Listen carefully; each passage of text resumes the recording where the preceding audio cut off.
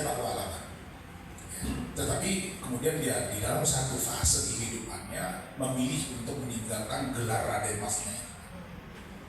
Karena menurut dia kebangsawanan itu justru menghalangi cita-citanya untuk menjadi bangsa. Saya kira keributan ya dalam konteks tadi beda pilihan dan segala macam nggak kalah hebat di zaman itu tuh. Ya, dia bahkan disuruh keluar, udah mau tinggal lagi di lingkungan kampung, tinggal sebagai orang biasa saja. Dan pemilih. Jadi soal yang dihadapi guncangan pemikiran itu sosial yang akan muncul itu saya kira dari setiap zaman terjadi. Perbedaannya mungkin sekarang ini sangat masif dan bahkan masuk di dalam ruang-ruang yang sangat pribadi ya, personal. Dan kalau misalnya saya akan refleksinya perkembangan teknologi, bayangkan di masa itu orang mendapat informasi biasanya lisan, ya. Tiba-tiba ada koran, tiap hari dikasih informasi apa yang sedang terjadi di luar sana. Gitu.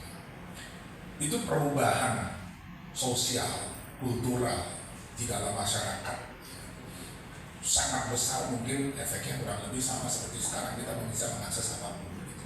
Jadi sebetulnya nggak ada yang baru dari segi itu. Perbedaan paling mencolok dengan hari ini ya, di masa lalu yang pegang kunci untuk mengarahkan pembicaraan adalah para redaktur, para penulis. Mereka ini yang betul-betul mengarahkan diskusi, redaktur memilih untuk memuat atau tidak memuat dan segala macam. Sekarang yang berkuasa adalah algoritma. Ya, dan algoritma ini juga jangan dikira satu kreasi teknologi yang nggak ada kekuatan di baliknya, enggak. Ya, pemilik-pemiliknya kan tetap X, Twitter, Facebook, dan kita lihat ya beberapa waktu ya, selama pemilu inilah, gitu ya, ada komplain kenapa tiba-tiba Twitter saya hilang. Ya satu calon ngomong seperti itu, nanti yang lain bilang bahwa wah kami ini nggak dimasukkan dalam itu. Jadi algoritma juga bukan sesuatu yang bebas. Yang saya mau bilang adalah teknologi terus berkembang membuat orang tadi yang memperluas akses. Sekarang anak kecil sekalipun yang lahir sudah dengan teknologi umur 3-4 tahun itu akan menjadi sasaran dari algoritma yang sama seperti orang dewasa. Itu nggak terjadi 100 tahun yang lalu gitu ya. Jadi dari segi skalanya, volumenya jauh meningkat dibandingkan sebelumnya. Tetapi bahwa ini ada perantaraan teknologi dan teknologi ini dikendalikan oleh kekuatan sama aja. Ya, tugas kita ya, di dalam hal ini gitu kan mendemokratiskan dengan membuat sebanyak mungkin alternatif terhadap yang dominan. Itu yang terjadi pada tahun 20-an. Ya, semua katakanlah berada di dalam posisi yang kurang lebih setara. Ya, balai pustaka bikin paket, makanya salah satu bagian dari ini soal balai pustaka. Ketika pemerintah Belanda dia udah lihat nih, ini kok banyak banget koran-koran yang sepertinya ngomong sesuka-suka mereka kan gitu ya, nggak mengikuti pemikiran teknologi. Mereka bikin counter yang namanya balai pustaka, terbitkan novel-novel, dan itu lagi nih urusan bahasa sosial linguistik menjadi sangat penting. Belanda ini tidak mengajarkan bahasa Belanda ke kita, dia mengajarkan bahasa Melayu ke kita, yang namanya bahasa Melayu Van Persie. Diajarkan di sekolah-sekolah, ya, dan kita disuruh tertib berpikir. Nah, semua kutipan yang tadi dibaca itu nggak ada urusannya sama bahasa Melayu Van Persie. Bahasa Melayu yang digunakan dalam keseharian dan sangat bisa mengartikulasikan dengan kita. Bayangkan kalau hari ini, ya, kalau hari ini misalnya sekarang kita balik ke zaman kolonial, Twitter harus pakai bahasa Indonesia ejaan yang disempurnakan. Nah, kurang lebih gitu. Ya, enggak melalui EYD, kamu nggak boleh terbit. Nggak boleh tweet, nggak bisa tweet lah. Ya, algoritmanya dibikin sedemikian rupa, bisa dibayangkan kan reaksi kita. Ya, jadi usaha untuk melepaskan diri ya, dari jerat itu, dan jangan salah ya, Twitter, Instagram segala macam mereka terus kata-kata tertentu nggak bisa masuk, ya kan? Jadi sebenarnya prinsipnya sama, bukan nggak ada kekuasaan yang mengendalikan, itu ada, gitu ya. Tapi sekarang ini yang terjadi, yang buat saya lebih menarik bukan soal ini, gitu ya, tapi kita ini bisa menggunakan media baik di tahun 2022 maupun sekarang untuk keperluan apa, mengartikulasikan apa.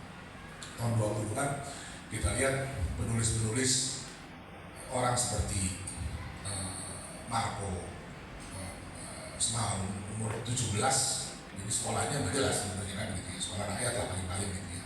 Tapi mereka menjadi redaktur-redaktur yang mengarahkan pembicaraan penting terjadi pada saat itu. Tadi di Vietnam putus, banyak orang nih keluar negeri, ada yang ditangkap kemudian dibuang, nggak kembali ke dunia pergerakan sampai tahun 45. Jadi praktis dari tahun 27 sampai tahun 42 ini isinya satu generasi yang sama sekali berbeda dari sebelumnya, Soekarno, Hatta, Syahrir dan seterusnya.